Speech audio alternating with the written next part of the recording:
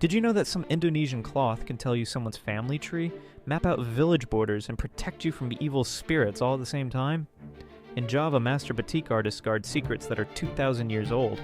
They use hot wax and natural dyes to create patterns that look beautiful, but hide incredible meanings. Only trained community members can read these textile codes. A specific flower design might show you come from royal blood. Geometric shapes can reveal ancient trade routes between villages. Animal patterns protect you during different parts of your life. The most amazing part is how they make the colors. Master artists know exactly when to harvest plants and minerals based on moon cycles. They heat the wax to perfect temperatures using bamboo tools passed down through families. Sacred ceremony batik requires special prayers while drawing each symbol in the right order. Central Java uses earth colors for royal connections, while coastal areas add ocean symbols from Chinese traders. These aren't just pretty clothes.